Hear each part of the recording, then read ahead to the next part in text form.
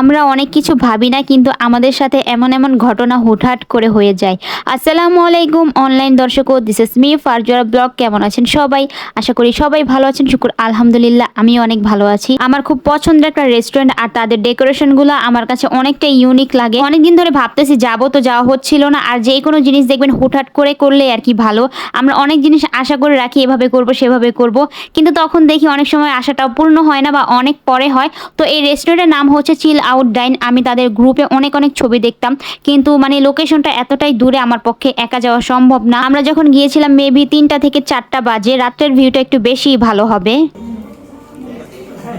কিছু বলেন, কিছু বলেন, যেহেতু ভিডিওতে আসছে তাহলে কিছু বলেন। শুধু লাইক আর কিছু না। আর এই যে যে ভাইয়ারা রিভিউ দিল, তারা কিন্তু এই রেস্টুরেন্টের পুরানো কাস্টমার, আর তারা এই এলাকায় থাকে।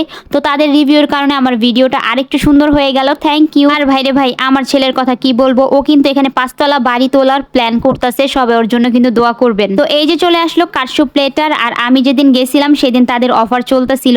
তো এটার মূল দাম ছিল 300+, আর অফার ছিল হচ্ছে 200 টাকা। আর চিকেন চিজ বার্গার, এটার দাম ছিল 180 টাকা। আর আমি সবসময় তাদের বার্গারটাই ফলো করতাম। এই দেখেন বরিশালের মানুষের আসল রূপ কিভাবে বের হয়।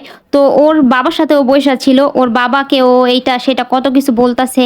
ওর বাবাই ওর সব। যে আমার খাবার দেখছে, ও মানে দল পাল্টায় ফালাইছে, ও আমার কাছে চলে আসছে।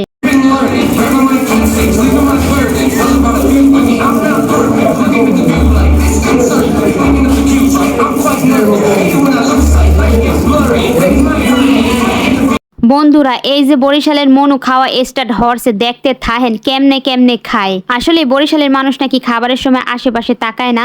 তো এটা কতটুকু সত্যি আপনারা একটু কমেন্টে জানিয়ে দিবেন। আর তাদের খাবারের কথা যদি বলি, সব দিক দিয়ে ঠিক ছিল, কিন্তু আমার কাছে বেশি ভালো লাগছে তাদের 2 পদের 2টা সালাদ দিছে।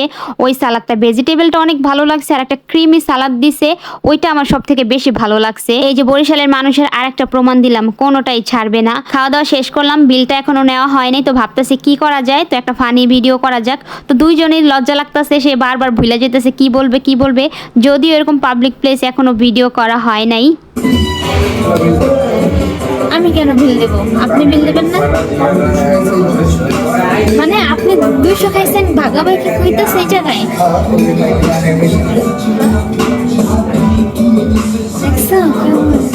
থাকা আমি দিয়ে দিলাম। এই যে যাওয়ার সময় একটু ফটোশুট করে দিলাম। আর ছবি তোলার জন্য তাদের 2টা জায়গা আছে, বিশেষ করে এই আয়নাটা আর কি আমার বেশি ভালো লাগছে। ছাদেও তাদের বসার জায়গা আছে। তো আজকের মতো ভিডিওটা এখানেই শেষ। আমার প্রিয় মানুষগুলা সবাই ভালো থাকবেন, সুস্থ থাকবেন। আল্লাহ হাফেজ।